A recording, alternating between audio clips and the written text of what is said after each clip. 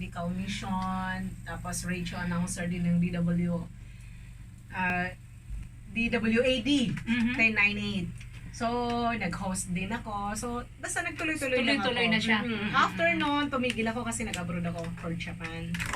Pagdating ko ng Japan, pagbalik ko, sabi ko, ay, stop na siguro ako sa entertainment. Sabi ko ganun kasi gusto kong mag-business na. So, nagtayo ako ng spa, nagtayo ako ng Florias Inn, bumili ng condo para pangaparentahan na lang. So, after noon, hindi na, sabi ko, nako, naboboring na naman ako. Sabi ko, naboboring na naman ako. Balik kaya ako ulit sa showbiz. Tapos after noon, sige, sulat ako ng mga kanta. Sulat last year. So, itong mga kanta mo kasi oo, ikaw lahat. lang Oo, sulat ako. So, okay, ngayon, pagkasulat ko, na-record namin, nilabas namin last year, November.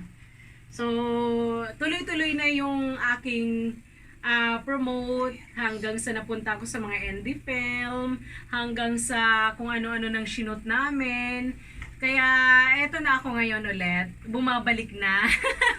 Maraming salamat kasi ang sarap sa pakiramdam na yung mga kababayan mo mismo yung nag-a-appreciate sa'yo.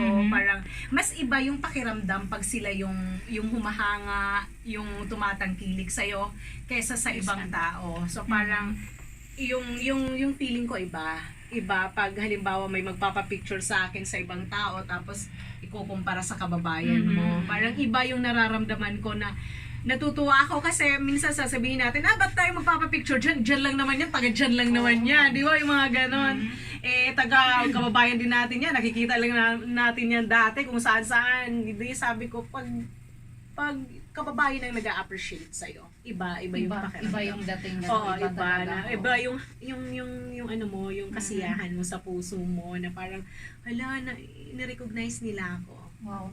Oo. Talaga naman na from yung humble na beginning, yung pinagdaanan mo. Oo, Tapos, kasi sobrang hirap kami, as in yung mahirap, na yung sa San Julian, sinasabi ko nga pag mahirap ka, di ba, parang aminin natin na wala kang puwang sa mundo, yung parang maliit kang tao, yung gano'n. So, lalo na pag pumupunta ka na sa malaking syudad, Manila. Oo, yung parang, hala, paano ako magsisimula sa napakalawak na mundo na to? Kasi wala akong wala akong alam sa lahat. So sabi ko, paano kaya ako magsisimula, paano ako lalaban sa ganito kalaking mundo na ang dami-daming mga intrigera, mga chismosa. So inisip ko na lang, sige, hayaan na lang na kung anong sasabihin ng tao. Yung importante is makasurvive. Yung importante yung ginagawa mo yung tama, wala kang inaaping tao.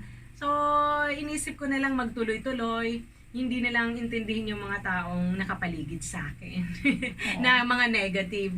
Kasi pag napatunayan mo rin naman sa kanila na mali sila, humahanga din naman sila. Ano yung turning point dun sa life mo, Miss Floria, no? Nung napunta ka na dun sa music industry? Paano yun? Paano nagsimula? Nung napunta ako sa music industry, kasi nung nasa Channel 13 ako, sabi ng boss ko, ni Sir Celso de la Rosa, yung manager ko, kasi gusto ko sayaw, sa sayaw talaga ako mahilig. Sabi niya, ay pag sayaw, mamumroblema ka, kukuha ka ng grupo. Ngayon, ang gawin mo na lang, kumanta ka na lang. Sabi niya ganun, kasi pag kanta, isa ka lang. So wala na tayong kukunin grupo pa. Tapos hanggang sa tinuruan ako nila mag-voice lesson. Tinuruan nila ako paano kumanta, huminga, kung ano-ano. Sabi ko, sige try, kasi pag singer, mas malaki yung talent fee. Since na mahirap ako, kailangan ko ng pera, kumita. So, lahat talaga doon papunta, doon sa pera. Doon talaga ako dinala na, ito kailangan ko gawin dahil kailangan ko mabuhay. Kailangan, wala naman akong ibang way para magtrabaho, sabi kong ganun. So, kailangan ko nalang galingan kung anong talent ang meron ako. So, na-discover namin na marunong pala akong kumanta. Medyo hindi naman kagandahan yung boses. Pero pwede na. Narinig namin yung mga kanta So, yun na. Hanggang sa na-discover ko na lang na, marunong din pala ako magsulat. Kasi yung unang-una kong sinulat is San Julian Higugmaon ko. Uy, may dadidi. Oo, waray-waray, cha-cha. So, yun ang una kong sinulat. Tapos, nung na-appreciate nila, okay pala, marunong ka pala sumulat lahat-lahat. So, dinagdagan ko ngayon. So, pagkadagdag ko, prinomote namin. So, maganda naman yung tanggap ng tao ng mga kanta ko. So, ginawa namin ng MTV, nasa MTV na siya. Yun, pa-follow na lang po sa MTV. Subscribe na lang po, Oo. Floria So Stories. ito yun ha, Adiman, mga kabarangay. San Julian, higugmaon ko. O, di ba? Kaso lang hindi hindi yung -1 ata yung dala nyo. Hindi siya Hindi mabasa ngayon. Hindi mabasa ngayon. Oo. Yung mga Problema minus doon one. yata. Na virus. Sayang. Na virus o... Ito, sa kanya to. Ito si Miss Floria, Karuyag pa damanamhan live nga imo kanta. Yes, oo nga. I don't know kung... Paano kaya? Cellphone meron. Na paano kaya yan? I have still may ano. As in, ikaw lain ang nagsurat ini? Oo, ako lang po yun, ma'am. Ako lang lahat yung nag-compose. Kasi yan naman is from my heart, from the bottom of my heart. I really love San Julian. Mhm. I really love my place. So, parang, yan habang sinusulat ko, umiiyak ako. Ay naman.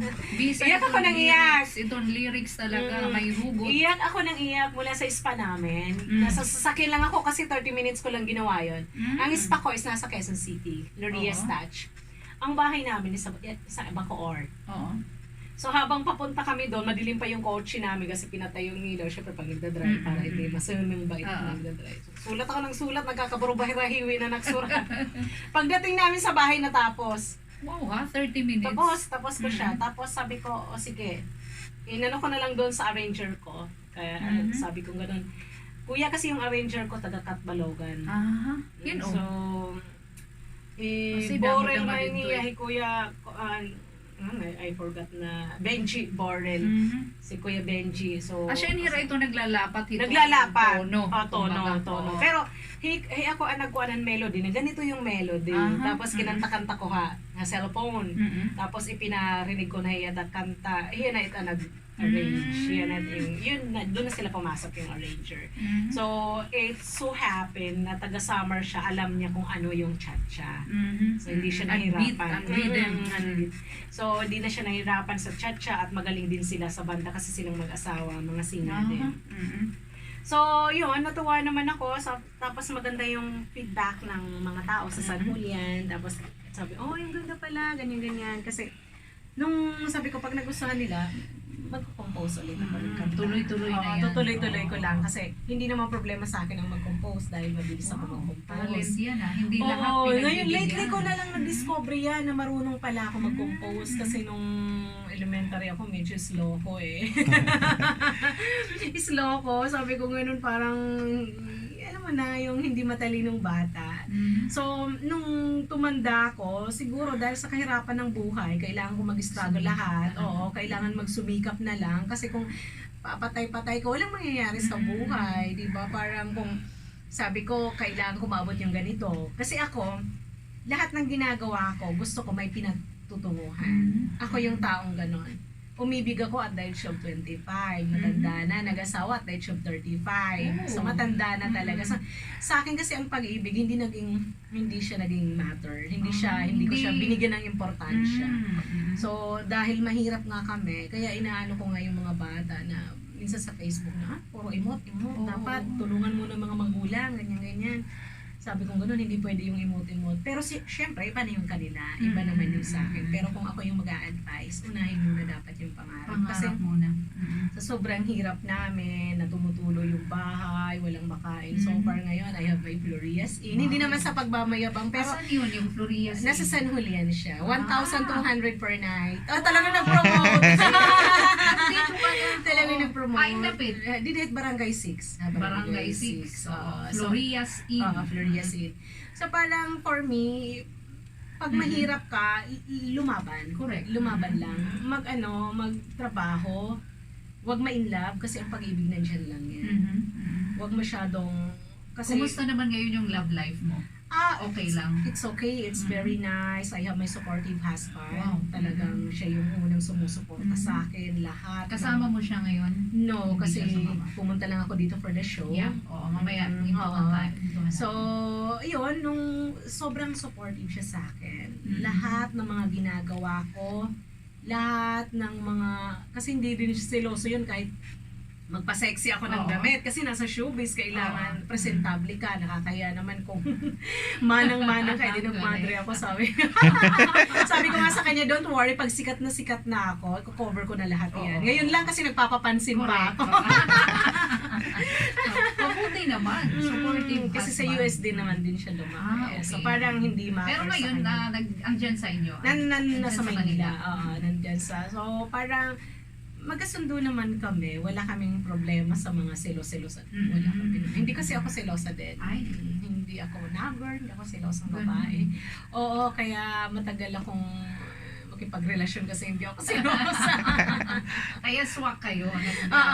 Hindi. Iba yung Compatible mindset baga. namin. Hindi kami yung mga nangingialam sa cellphone na may cellphone. Nagre-respetuhan kami. Ayan, Hindi ako very yung good. tipong tanong ng tanong kung nasaan o uwi ka ba or what. Wala akong ganon. Inahayaan, halimbawa, gigimik siya with